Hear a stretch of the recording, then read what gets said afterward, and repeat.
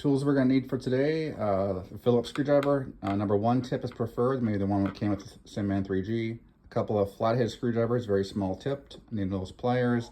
Then either maybe an SOS pad or a light scuffing sandpaper, high grit. This one I have a Dremel with a polishing pad on it. Some alcohol wipes. I'm using a hospital grade Q-tip with some WD-40. I'm going to come back to that in a little bit. I'm going to show a couple ways to repair some eye issues with SimMan Essentials, SimMan 3G, SimMan 3G Plus. So if your eyes are not blinking at the same speed, or maybe one's not blinking at all, we're going to show a couple different ways to do this. So first thing you want to do is unzip the back of the head and then roll the skin forward. I like to brace this area when you're rolling the skin forward because the zipper can break if you're not doing that. So get the skin up. I'm gonna try this one-handed, then roll the skin forward. There's the cups that hold the skin in the eyes. Just lift straight up with the skin, and the cups should release. Just be very careful. You might find some of these blue tabs inside of the eye area here, maybe even in the blinking part. Make sure you remove those because those will cause some issues. Next thing you want to do is remove these 2 screws. Next thing we want to do is pull the eye out. Now this top one was just sort of spinning, so I had to pull a little traction as I was turning the screw to release it. So next we're going to have a ribbon cable. Try this one-handed. Pull it straight down, don't wiggle it. Next thing we're going to do is remove these 4 screws here that are holding the cup. Once you've removed the 4 screws, just go ahead and separate these 2. You might see some very small cracks here where the screws have gone into the cup. Don't worry about that. It happens quite a bit. Unless there's a major crack going all the way through. If you see the little micro cracks here, don't worry about it. Next thing you like to do is I like to clean all this debris out really well. Take the spacer off. You may not have that. Clean all of the debris out of here. We're going to do that next. Next, we're going to remove the eye flap and this O-ring and this white cap here. Now to get this eyelid to release, put a screwdriver in between the eyelid and the brass fitting in there. Now there is a little lip in between that area there. Make sure that you're putting the screwdriver in there so it releases the eyelid from the brass. Otherwise it'll follow it out when you're taking it out. So I like to get my screwdriver in there. I don't know if I can do this one-handed. And separate with a very thin screwdriver. Sorry, I'm not gonna be able to do it with one-handed, but I'll show you that in a second. And do both sides. But just make sure that's not, the brass is not following the eye when you're separating it. So now you can see that lip that's in there. Make sure that this is staying in when you're separating it. Now I'm gonna place a flathead screwdriver in between here and just sort of turn it, and this should just pop right off. And then I'm going to remove this O-ring as well. And again, make sure you're doing a really good job cleaning along the area with the eyelid and everything. Use alcohol wipes for that. Now that we have the cup, the eyelid, and the O-ring all removed, now we're going to remove these 4 small screws here. I did a little bit of a wiping with the alcohol wipes to clean this area up as I'm working through it. One little side note, if you see corrosion or a dull, it's hard to focus on this, a dull looking screw heads, that's a good indication that these were exposed to moisture at some point. Now that we have those 4 screws removed, we're just going to separate it in the middle there. The cap should come off.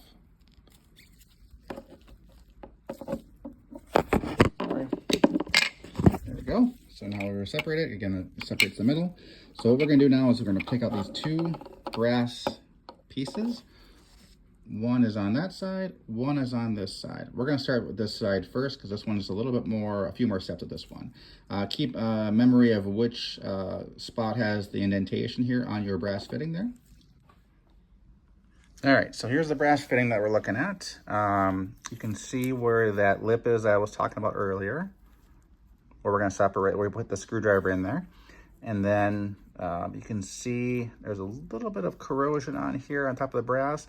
So we're going to polish this whole inner part here, whole thing. And it's really important to get inside this bevel here. So it'll be next. Okay, now we're going to polish this. I'm going to use setting 4 or 6 on the Dremel. Sorry. moving off camera. Now that that's all polished, you can see it's much shinier, excuse me. Words are hard for me today. And we're going to repeat the same process for the other side, with a few more steps though. This side is a little bit more complicated. There's a few more steps. So what I like to do is I like to put my finger in here, and then when I'm pulling that out with the needle nose pliers, it doesn't move the wheel at all. So it's important to keep that in one spot.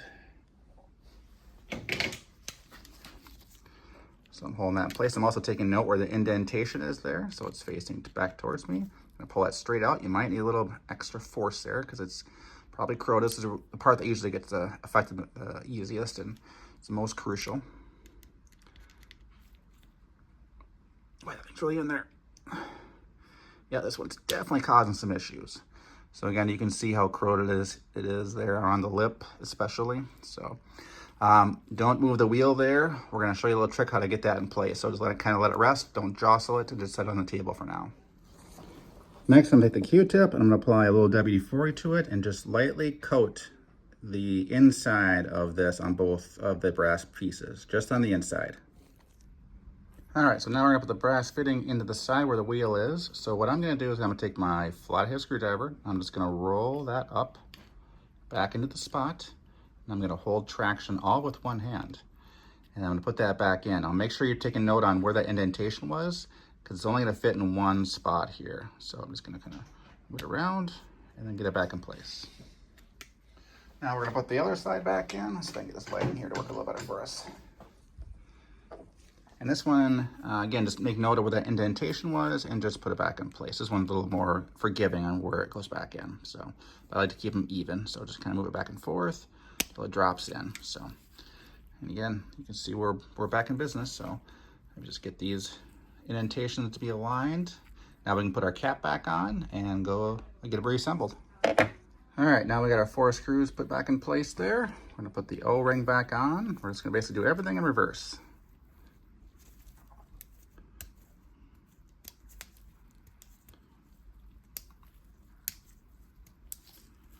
Okay, then the eye cap snaps into place. Take note that there's a little lip here that should be facing down on the eye. So when you're putting this on, I like to put on the motor side first, which is over here.